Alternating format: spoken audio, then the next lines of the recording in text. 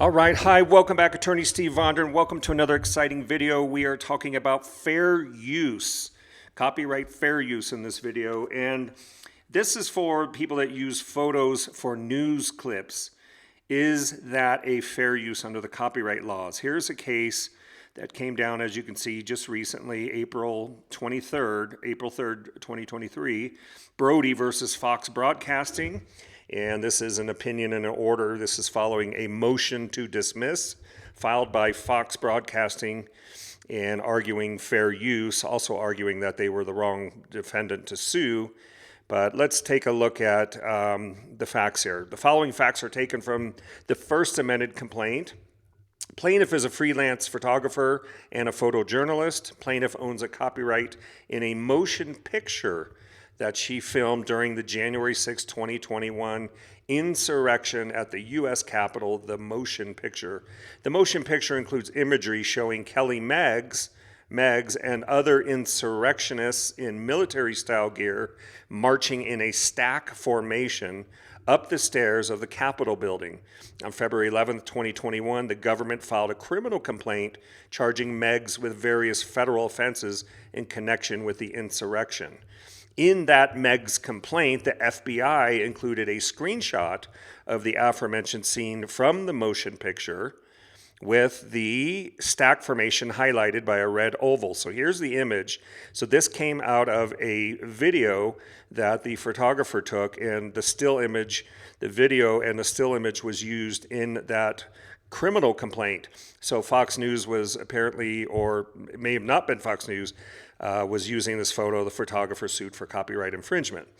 On January 6th, the one-year anniversary of the insurrection, a local reporter at Fox 35 conducted a remote interview of Meggs, who spoke to the reporter from his jail cell in Washington, D.C. The interview was included in two Fox 35 television news segments at 10 p.m. and 11 p.m. broadcast.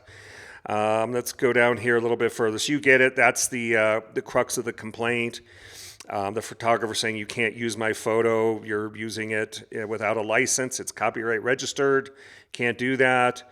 And Fox says, no, you're suing the wrong party, and we're going to file a motion to dismiss based on fair use, copyright fair use law. So let's go down to that important part of the fair use analysis and take a look at that. Here we go. The fair use doctrine is formally codified at 17 U.S.C. 107. The provision states, here it is, notwithstanding the provisions of section 106 and 106A, the fair use of a copyrighted work for purposes, here we go, such as criticism, comment, news reporting, that's specifically put in the section, statutory section, teaching, scholarship, or research is not an infringement of copyright, is not an infringement of copyright, okay? Section 107 provides a non-exclusive list of 4 factors. Here is the 4-factor test right here. And this is in every case where somebody's alleging copyright infringement, where a defendant is alleging the affirmative defense of fair use. These are the 4 factors the courts will look at. They will usually analyze and discuss. No one factor is determinative. It's just basically weighting it and coming up with a decision whether the use is fair under the law or is not so fair.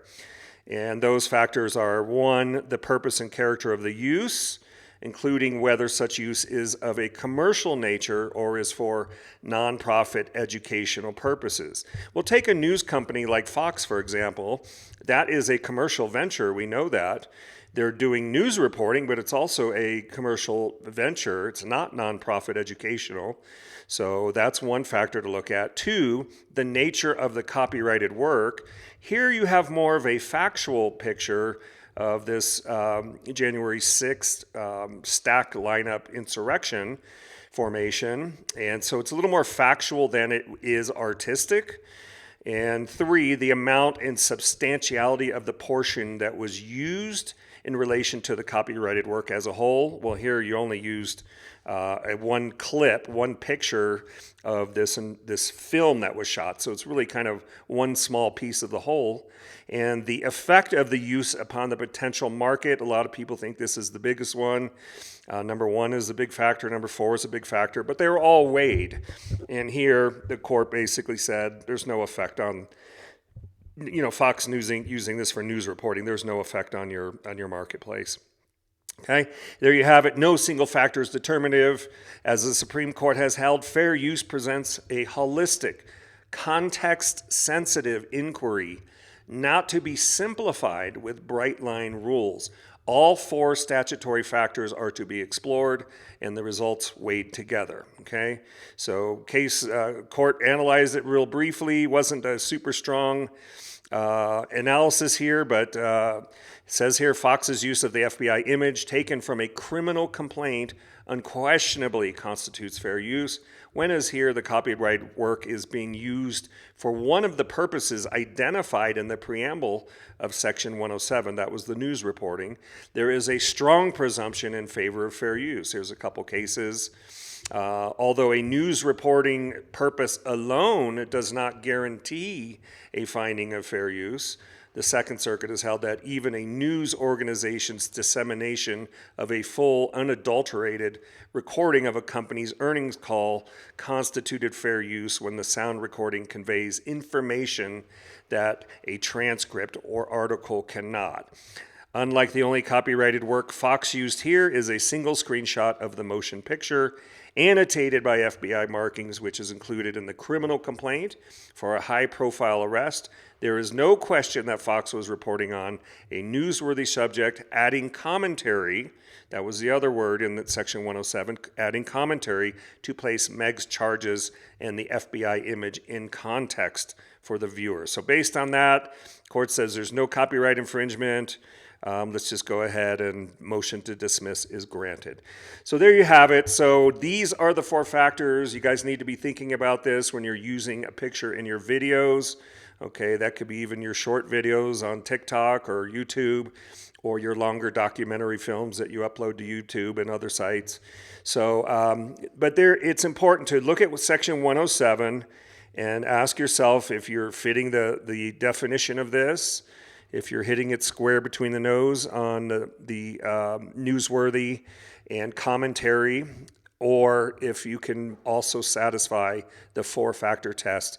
If you run the 4-factor test, I think you guys will be able to come up with a good decision as to whether you should proceed with your clip or seek permission or pay a licensing fee or whatever you want to do. The worst thing you could do is create a video, everybody loves it, and then you get a takedown or a monetization of your video. Okay, Attorney Steve Vondran, hope this is helpful. General legal information only, not legal advice.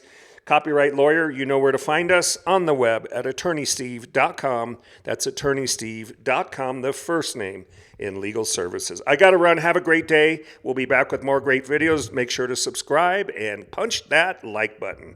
Bye now.